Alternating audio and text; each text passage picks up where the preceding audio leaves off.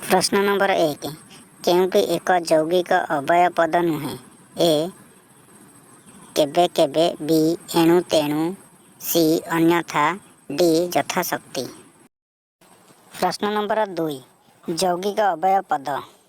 ए अवय पद प्लस अवय पद, बी अवय पद प्लस साधारण पद, सी साधारण पद प्लस साधारण पद, D both A and B. प्रश्न नंबर 3 आबे पिला तते कौन शुभु नहीं। ए संयोग अवय, बी वियोजक अवय, सी समय सूचक अवय, डी संबोधन सूचक अवय। प्रश्न नंबर 4 क्रिया विशेषात्मक अवय केउंटी। ए आदौ, बी हेले, सी नितांत, डी प्रमुख। प्रश्न नंबर 5 बरंच केउं प्रकार अवय। ए पदवीधारी अवय, बी संकोचनकारी अवय, सी विपाशार्थक अवय, डी पदन्वयी अवय। प्रश्न नंबर 6 पिला झिला केउं प्रकार अवय। ए पदवीकारी अवय, बी आजुग अवय, सी विपाशार्थक अवय, डी पदन्वयी अवय।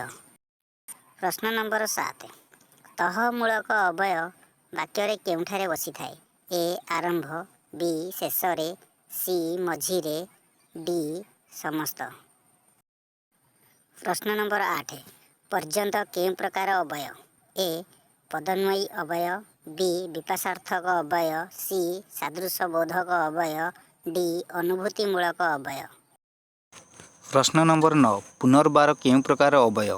ए पदन्वयी अवय, बी विपाशार्थक अवय, सी सादृश्यबोधक अवय, डी अनुभूतिमूलक अवय। प्रश्न नंबर 10 तुल केउं प्रकार अवय। ए पदन्वयी अवय, बी विपाशार्थक अवय, सी सादृश्यबोधक अवय, डी अनुभूतिमूलक अवय। प्रश्न नंबर 11 नुआ शब्द गढ़िबा पाई धातु सहित केउं प्रत्यय जोग करा जाए ताकू कौन कहंती। ए कृतु, बी प्रत्यय, सी पूर्व प्रत्यय, डी उपसर्ग। प्रश्न नंबर 12 स्मरणीय एथिरे थिबा प्रत्ययटी किए। ए णीय, बी रणीय, सी ईय, डी ईय।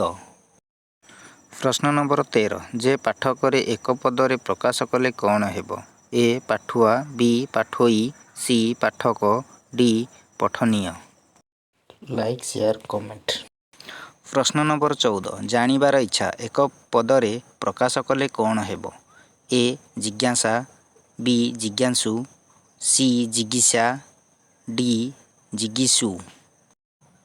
प्रश्न नंबर 15 निम्नोक्त केउं शब्द गुड़िकर ओडिया रे उपसर्ग हुई न थाए। ए पुनः, बी परह, सी बहि, डी सर। प्रश्न नंबर 16 निम्नर केउं अवय पद ओडिया रे उपसर्ग भाव रे व्यवहृत हुई न थाए।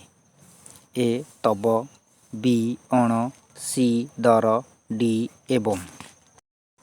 प्रश्न नंबर 17 प्रत्यगमन एथिरे थिबा उपसर्ग किए। ए प्रत्या, बी प्रत्यय, सी प्रत्यगमन, डी प्रतियुक्तक आ। प्रश्न नंबर 18 निम्नलिखित समस्त पद भितरु केउंटी भिन्न। ए उपवन, बी प्रतिमूर्ति, सी विपक्ष, डी कृष्ण सर्प। प्रश्न नंबर 19 निम्नलिखित पदमानक मध्यरु केउंटी भिन्न। ए अंगंगा गोदावरी, बी फूल फल, सी द्यावा पृथिवी, बी परस्पर। प्रश्न नंबर 20 निम्न पदमानक मध्यरु केउंटी अलगा। ए बीणापाणी, बी गजानन, सी दशग्रीव, डी उपकूल। प्रश्न नंबर 21 भिन्न केउंटी। ए केशकेशी, बी टनटणी, सी मरामरी, डी घोड़ामुहा। प्रश्न नंबर 22 घनश्याम उपयुक्त विग्रह वाक्यटी किए। ए घन ओ श्याम, बी घन परी श्याम, सी जे घन से श्याम, डी नुहे घन नुहे श्याम। प्रश्न नंबर 23 भगारी हस एहार उपयुक्त विग्रह वाक्यटी किए? ए हसुथिबा भगारी, बी भगारी जेतेबेले हसे, सी भगारी द्वारा हसा, डी भगारीर हसा। प्रश्न नंबर 24 निम्नरू भिन्नधर्मी शब्दटी बाछ। ए नदी जल, बी मातृभाषा, सी प्रजातंत्र, डी समाज। प्रश्न नंबर 25 भिन्नधर्मी शब्दटी किए? ए संक्षिप्त, बी सादर, सी सबांधव, डी सगोत्र। प्रश्न नंबर 27 समानपति जाହାର एक पद कले कौन हेब? ए सपति, बी सपत्नी, सी सहपति, डी सहपत्नीक। प्रश्न नंबर 28 उभय पादर अर्थ प्राधान्य रहिले भी समान हुए। ए दिगु, बी बहुव्रीहि, सी द्वंद्व, डी कर्मधारय। प्रश्न नंबर 29 शक्ति को अतिक्रम न करी एक पद कले कौन हेब? ए सहशक्ति, बी सशक्ति, सी आसक्ति, डी यथाशक्ति। प्रश्न नंबर 30 प्रत्येक पदर अर्थ प्राधान्य थाई एकाधिक विशेष्य पदर मिलन रे जेउ समास गठित हुए ताकू कौन कहती? ए दिगु, बी द्वंद्व, सी कर्मधारय, बी बहुव्रीहि। प्रश्न नंबर 31 एक बा एकाधिक वर्ण मिलित होई कौनसी अर्थ प्रकाश करुथिले ताकू कौन कहती? ए शब्द, बी पद, सी वाक्य, डी वाक्यांश। प्रश्न नंबर 31 भाव विनिमयर सर्वश्रेष्ठ माध्यम कौन? ए भाषा, बी इंगित, सी चित्र, डी इशारा। प्रश्न नंबर 32 ओडिया भाषार जेउ शब्द संस्कृत भाषा सहित समान ताकू कौन कहती? ए तस्मम, बी तद्भव, सी देशज, बी वैदेशिक। प्रश्न नंबर 33 कौनसी शब्दर पूर्वरु बा परे आउ एक प्रत्यय बा शब्द जोग करी जेउ नूतन शब्द गढ़ा जाए ताकू कौन कहती? ऑप्शन ए मौलिक शब्द, ऑप्शन बी यौगिक शब्द, ऑप्शन सी व्युत्पन्न शब्द, ऑप्शन डी जुग रूढ़ शब्द। प्रश्न नंबर 34 क्रिया मूलपिंड को कौन कहती? ऑप्शन ए धातु, ऑप्शन बी प्रत्यय, ऑप्शन सी उपपद, ऑप्शन डी उपसर्ग। प्रश्न नंबर 35 केउंटी मौलिक शब्द? ए घर, बी घरोई, सी घरुआ, डी घरणी। प्रश्न नंबर 36 केउंटी जड़ंत शब्द? ऑप्शन ए देदीप्यमान, ऑप्शन बी विज्ञान, ऑप्शन सी शक्तिमान, ऑप्शन डी वैज्ञानिक। प्रश्न नंबर 37 केउंटी जीजंत पद? ऑप्शन ए खाइबा, ऑप्शन बी खुआइबा, ऑप्शन सी खाइला, ऑप्शन डी खाइब। प्रश्न नंबर 38 ज्ञापन एथिरे थिबा धातुटीर नाम कौन?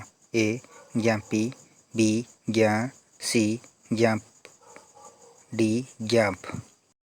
प्रश्न नंबर 39 केउंटी विशेष्य पद? ए पालित, बी पालन, सी पालनीय, डी पालिला। प्रश्न नंबर 40 केउंटी विशेषण पद? ए ख्यालन, बी ख्यालित, सी ख्याल, डी ख्याली। प्रश्न नंबर 41 पिपासा यह कि प्रकार शब्द? ऑप्शन ए जड़ंत, ऑप्शन बी सनंत, ऑप्शन सी जीजंत, ऑप्शन डी दिधत। प्रश्न नंबर 42 भिन्नधर्मी शब्दटी किए? ए अस्ताचल, बी नीलाचल, सी हिमाचल, डी सीमांचल। प्रश्न नंबर 43 भिन्नधर्मी शब्दटी किए? ऑप्शन ए दुश्चिंता, ऑप्शन बी दुस्तर, ऑप्शन सी दुश्चेद्य, ଅପସନ୍ ଡି ନିଶ୍ଚୟ। ପ୍ରଶ୍ନ ନମ୍ବର 44 ମନଃ ଯୁକ୍ତ ବାଞ୍ଛା ଇକ୍ୱାଲ୍ କ'ଣ ହେବ? ଅପସନ୍ ଏ ମନୋବାଞ୍ଛା, ଅପସନ୍ ବି ମନୋବାଞ୍ଛା, ଅପସନ୍ ସି ମନୋବାଞ୍ଛା, ଅପସନ୍ ଡି ମନ ଅବାଞ୍ଛା। ପ୍ରଶ୍ନ ନମ୍ବର 45 ଭୂ ଊର୍ଧ୍ୱ ସନ୍ଧି ବିଚ୍ଛେଦ କଲେ କ'ଣ ହେବ? ଅପସନ୍ ଏ ଭୂ ଊର୍ଧ୍ୱ, ଅପସନ୍ ବି ଭୂ ଊର୍ଧ୍ୱ, ଅପସନ୍ ସି ଭୂ ଊର୍ଧ୍ୱ, ଅପସନ୍ ଡି ଭୂ ଊର୍ଧ୍ୱ। ପ୍ରଶ୍ନ ନମ୍ବର 46 ଅନ୍ୱେଷଣ ସନ୍ଧି ବିଚ୍ଛେଦ କଲେ କ'ଣ ହେବ? ଅପସନ୍ ଏ ଅନ୍ୱେ ଯୁକ୍ତକ ଷଣ, ଅପସନ୍ ବି ଅନୁ ଯୁକ୍ତକ ଏଷଣ, ଅପସନ୍ ସି ଅ ଯୁକ୍ତକ ଅନ୍ୱେଷଣ, ଅପସନ୍ ଡି ଅନ ଯୁକ୍ତକ ୱେଷଣ। ପ୍ରଶ୍ନ ନମ୍ବର 47 ସ୍ୱାଗତ ସନ୍ଧି ବିଚ୍ଛେଦ କଲେ କ'ଣ ହେବ? ଅପସନ୍ ଏ ସ୍ୱ ଯୁକ୍ତକ ଆଗତ, ଅପସନ୍ ବି ସ୍ୱା ଯୁକ୍ତକ ଗତ, ଅପସନ୍ ସି ସ୍ୱ ଯୁକ୍ତକ ଆଗତ, ଅପସନ୍ ଡି ସୁ ଯୁକ୍ତକ ଆଗତ। ପ୍ରଶ୍ନ ନମ୍ବର 48 ନୟନ ସନ୍ଧି ବିଚ୍ଛେଦ କଲେ କ'ଣ ହେବ? ଅପସନ୍ ଏ ନୟ ଯୁକ୍ତକ ଅନ, ଅପସନ୍ ବି ନ ଯୁକ୍ତକ ୟନ, ଅପସନ୍ ସି ନୟ ଯୁକ୍ତକ ଅନ, ଅପସନ୍ ଡି ନେ ଯୁକ୍ତକ ଅନ। ପ୍ରଶ୍ନ ନମ୍ବର 49 ପବନ ସନ୍ଧି ବିଚ୍ଛେଦ କଲେ କ'ଣ ହେବ? ଅପସନ୍ ଏ ପବ୍ ଯୁକ୍ତକ ଅନ, ଅପସନ୍ ବି ପବ ଯୁକ୍ତକ ଅନ, ଅପସନ୍ ସି ପୁ ଯୁକ୍ତକ ଅନ, ଅପସନ୍ ଡି ପୁ ଯୁକ୍ତକ ଅନ। ପ୍ରଶ୍ନ ନମ୍ବର 50 ଗବାକ୍ଷ ସନ୍ଧି ବିଚ୍ଛେଦ କଲେ କ'ଣ ହେବ? ଅପସନ୍ ଏ ଗୋ ଯୁକ୍ତକ ଅକ୍ଷ, ଅପସନ୍ ବି ଗବ ଯୁକ୍ତକ ଅକ୍ଷ, ଅପସନ୍ ସି ଗବ ଯୁକ୍ତକ ଅକ୍ଷ, ଅପସନ୍ ଡି କେଉଁଟି ନୁହେଁ। ଆଉ ଏକ ନୂଆ ଭିଡ଼ିଓ ଦେଖିବା ପାଇଁ ଲାଇକ୍, କମେଣ୍ଟ, ସେୟାର କରନ୍ତୁ।